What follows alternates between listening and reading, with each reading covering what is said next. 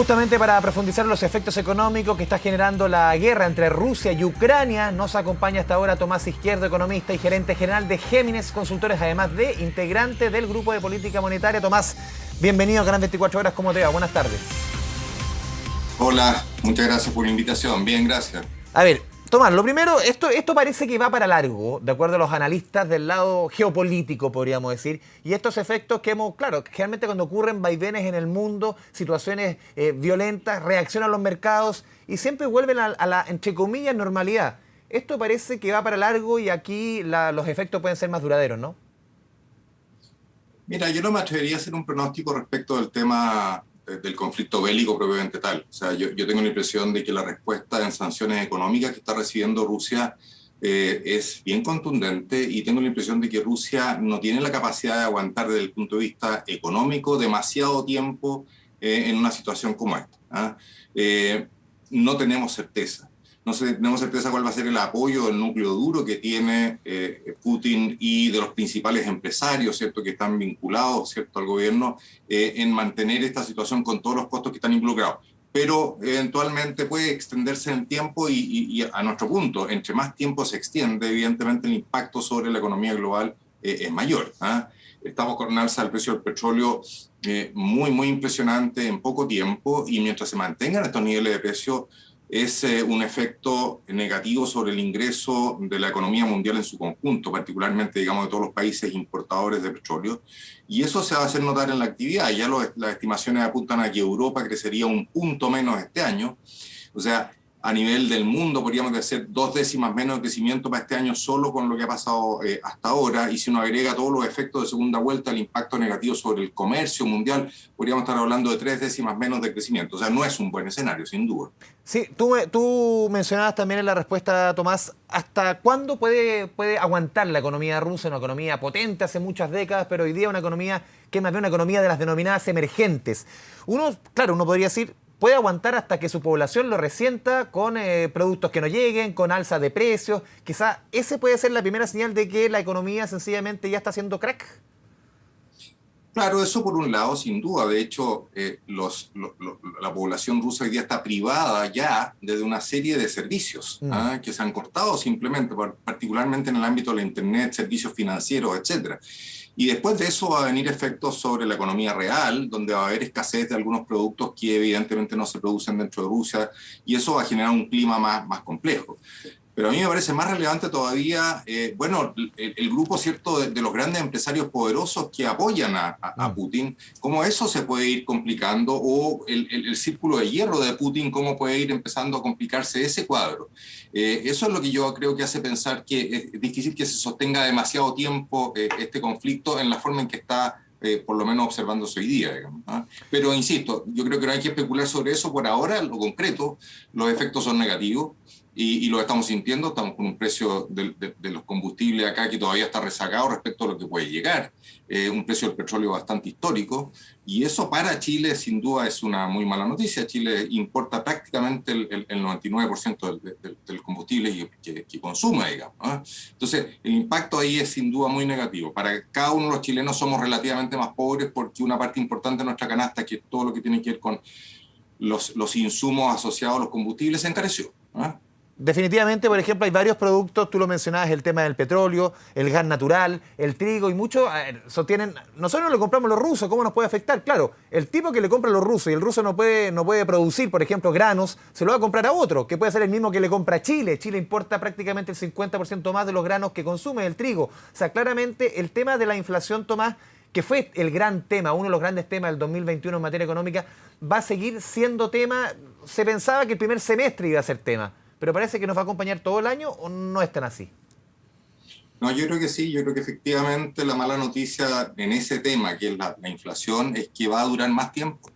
El Banco Central ha actuado responsablemente, ha subido rápidamente la tasa de interés, estamos en una tasa de interés contractiva, y eso se va a empezar a notar en el segundo semestre en la actividad interna de la economía, en el consumo. Todo eso se va a ir frenando, ¿cierto? El mercado laboral se está poniendo más lento. O sea, la actividad de la economía efectivamente va a ir bajando, y eso va a ayudar a contener los precios. Pero estamos recibiendo, hay que entender de que del orden del 60-55% de los productos que están en la canasta del IPC son importados o susceptibles de ser importados. Y por lo tanto, mientras tengamos el tipo de cambio en los niveles que está y donde algunos productos críticos que importamos, como decíamos, el petróleo y los combustibles, o el grano, o los alimentos, etcétera, sigan subiendo, bueno, difícilmente vamos a contener la escalada de inflación.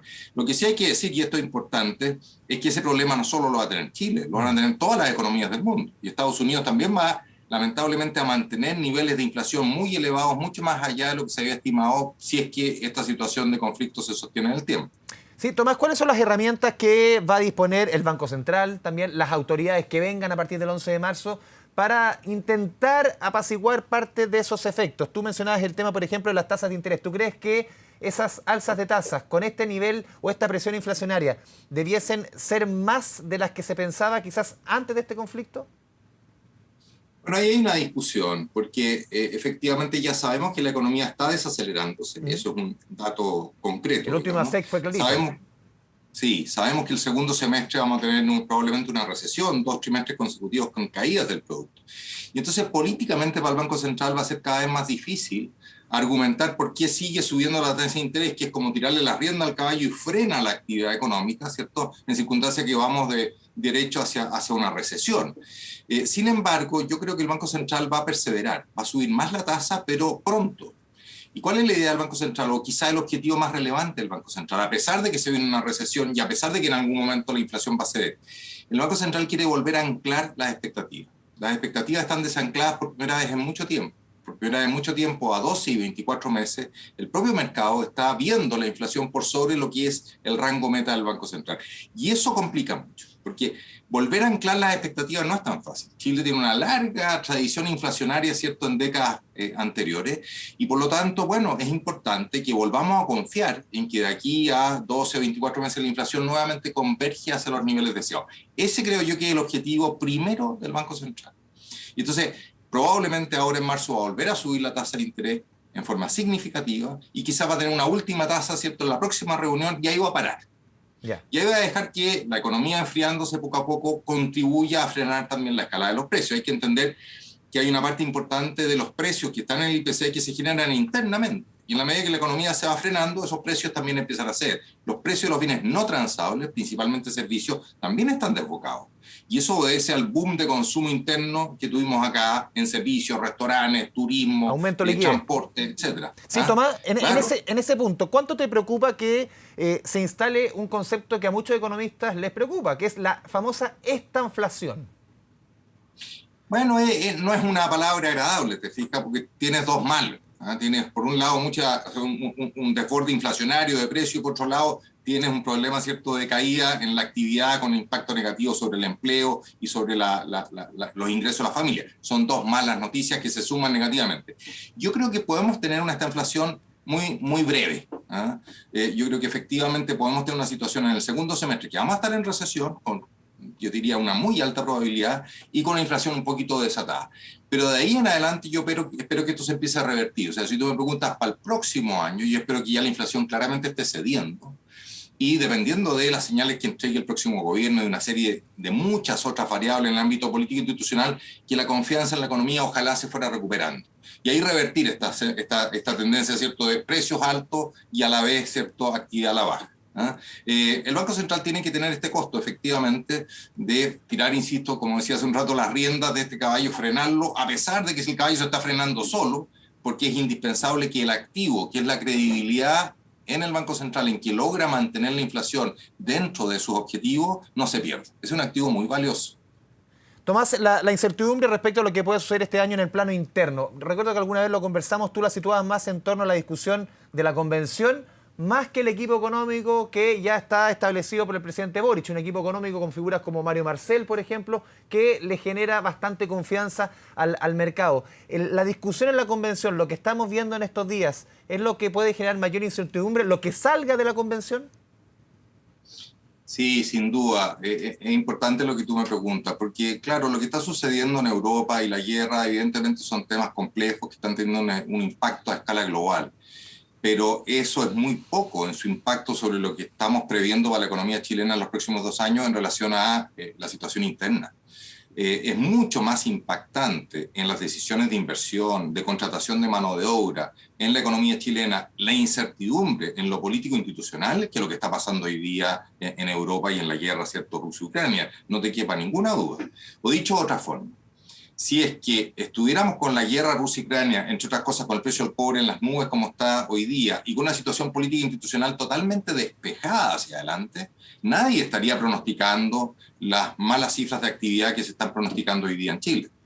Entonces sí, es lejos lo más importante y como tú bien dices, lo que más se está observando es que se está logrando en el Pleno acuerdos sobre cuestiones básicas, relevantes, como prácticamente la eliminación del Senado o un sistema de justicia un poco manipulado o una serie de otras cosas que se están poniendo en duda que generan mucha incertidumbre. Y entonces nos estamos acercando al plazo de la convención y estamos llegando a una situación más tensa donde la probabilidad del rechazo se empieza a incrementar, entonces la incertidumbre se amplifica. Eso es mucho más importante, insisto, en las decisiones de inversión de las empresas y de contratación de mano de obra que lo que está pasando afuera. Sí, ¿cuáles son las decisiones, cuáles son las discusiones? Porque muchos de los elementos todavía son normas que están en discusión en general, en particular, falta que se le hagan muchos cambios. ¿Cuáles son los elementos que, a tu juicio, te generan más preocupación? Mucho el tema de los derechos de propiedad, el tema de las concesiones mineras. Hay varios elementos que se han ido repitiendo. ¿Cuáles son los que a ti te preocupan más? Bueno, tú lo has dicho. Yo creo que el derecho a propiedad, que no creo que esté en juego, es clave, es crítico. La posibilidad del libre emprendimiento en cualquier área de negocio por parte de cualquier privado en Chile también es una cuestión muy, muy relevante. La iniciativa exclusiva del Ejecutivo en materia de gasto público también es una cuestión clave. La independencia del Banco Central, mantener la independencia del Banco Central, otra cosa clave. Pero tú lo mencionaste, las concesiones mineras. ¿Cómo afecta toda la normativa o las exigencias que se impongan y que lleven a normativas futuras en materia medioambiental a la inversión, te fijas, en sectores críticos como la minería o la agricultura por los derechos de agua? O todo lo que son los sectores regulados y las tarifas. ¿Qué pasa con las tarifas de las concesionarias, cierto, de obras públicas? ¿Qué pasa con la tarifa eléctrica, la tarifa del gas, la tarifa del agua potable, etcétera? Son todos temas que en algún minuto son tarifas reguladas, ¿cierto?, pueden estar en juego y pueden generar mucha incertidumbre en las industrias que están detrás de esas actividades y pueden frenar, ¿cierto?, la inversión y el empleo, como te lo mencionaba recién. Esos son temas críticos, son temas súper importantes. Después está todo el tema de la descentralización y qué impacto tiene esa descentralización y qué grado de autonomía tiene cada una de las regiones, cómo eso impacta sobre las distintas industrias, sobre las distintas actividades, en fin. Y en lo más importante de lo que se ha conversado hasta ahora, bueno, el hecho de pasar de dos cámaras, ¿cierto?, la Cámara y los diputados y senadores, a pasar a una situación en la práctica unicameral, con una Cámara muy poderosa, es una cuestión que también genera incertidumbre, evidentemente, porque hasta ahora, históricamente, en las últimas décadas, el Senado ha jugado un rol muy importante para ponderar, ¿cierto?, para descafeinar un poco el impulso que ha tenido la Cámara en algunos proyectos. Y en ese mismo contexto, ¿cómo ves tú, Tomás, también el rol que ha jugado la centro-derecha? Son 37 convencionales que en el fondo han acusado todo tipo de vetos, que no se les escucha. ¿Cómo has visto también el rol de la centro-derecha en un escenario complejo para ellos? Obviamente no tienen la cantidad de convencionales para poder, por lo menos, intentar empujar muchas de las opciones que ellos están proponiendo. Se les ha criticado del otro lado que sencillamente se oponen a todo. ¿Cómo ves tú el rol que ha tenido la centro-derecha que empuja muchos de los elementos que hemos estado aquí conversando? Sí, yo la verdad es que considero muy incómodo ser concejal de centro derecha en esta convención. Lo considero muy incómodo porque hay una especie de veto a cualquier iniciativa que venga del mundo de la centro derecha. Y quizás lo más relevante, hay una desproporción muy relevante entre la participación por sectores políticos o colectivos, como se llama hoy día, en la convención respecto de lo que es hoy día la representación política de la ciudadanía.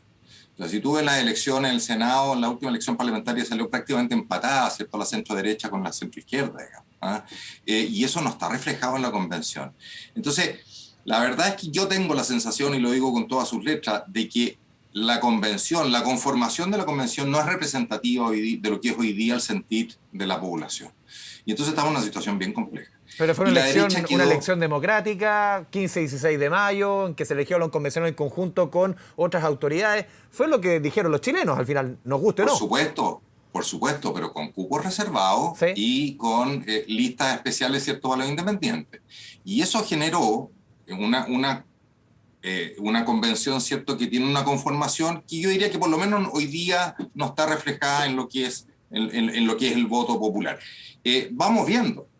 Yo veía hoy día la encuesta de Cadem, cómo ha ido subiendo, ¿cierto?, una imagen ya no tan positiva de la convención y ha ido bajando la imagen positiva, digamos.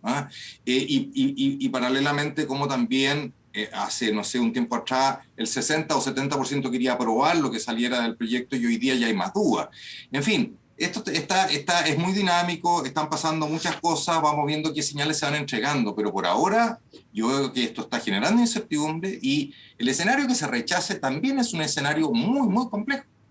Yo creo que se apruebe un mal proyecto es muy complejo y que se rechace también es complejo, porque llegamos a una situación difícil de resolver. Vamos a volver a la Constitución reformada del 80. ¿Cuáles van a ser los mecanismos para darnos una nueva Constitución si se rechaza?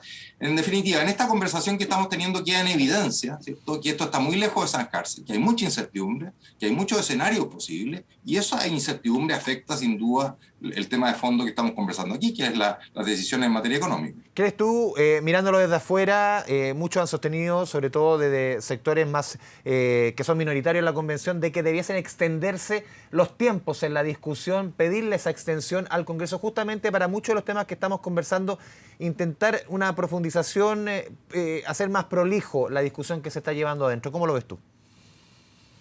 Mira, yo creo que la extensión de 3 meses que estaba, digamos, dentro de las reglas originales debiera ser suficiente. ¿Qué es lo que me pasa? Yo tengo la sensación de que cuando lo que hemos observado hasta ahora es una gran dificultad para buscar consensos reales, ¿cierto?, o simplemente que un sector ha impuesto en alguna medida lo que es su visión, yo no creo que más tiempo vaya a cambiar eso. ¿Es una cuestión de tiempo, a tu juicio? No, no es un tema de tiempo. Yo creo que es un tema del espíritu que está detrás de la gente que está trabajando ahí. Yo creo que lamentablemente esto ha sido muy pendular. Bueno, nos impusieron el gobierno, la dictadura, ¿cierto?, una constitución que nosotros no elegimos, a pesar de que ya queda poco esa constitución, que se reformó, y ahora nosotros vamos a imponer, porque somos mayoría relativa dentro de la convención, vamos a imponer, ¿cierto?, ahora nuestro propio proyecto. Pero yo insisto, y tú sabes que yo siempre digo lo que pienso, yo creo que este proyecto que está emergiendo no es representativo de lo que quiere la gran mayoría de los chilenos. Esa es mi impresión. Y eso entonces nos pone en una situación muy compleja, porque las constituciones no se diseñan para como se elige un gobierno, las constituciones se diseñan para 20, 30, 40, 50 años y ojalá va más que eso. Esta constitución que se está produciendo hoy día, a mi juicio, no tiene esa proyección en el tiempo. Sí, porque, por ejemplo, en uno de los temas, Tomás, se nos va el tiempo, por ejemplo, el tema de los derechos de propiedad, muchos han sostenido, y no personas de extrema izquierda ni de izquierda, que justamente en el tema de los derechos de propiedad, lo que sostiene hoy día la Constitución del 80 es maximalista, pero para un lado. Claro, muchos los críticos de lo que se está discutiendo es el maximalismo ahora para el otro lado, que debe quedar quizás en la mitad. Claro, yo no sé, esta cosa pendular un poco revanchista yo creo que no apunta a lo que el país necesita. Tenemos que buscar un punto medio. En algún momento se ha hablado de la casa de todos. La casa de todos no tiene que reflejar exactamente a ninguno. Esa es la idea, ¿te fijas? O sea, que nadie se sienta 100% en el proyecto que quisiera. Que todos sintiéramos que es un proyecto razonable. Hay cosas que me gustan y cosas que no me gustan. Pero si hay un proyecto que deja muy contento a una fracción menor de la población y descontento al resto, esa no es la casa de todos. Y tengo la impresión que no se está generando un clima proclive a avanzar un proyecto común.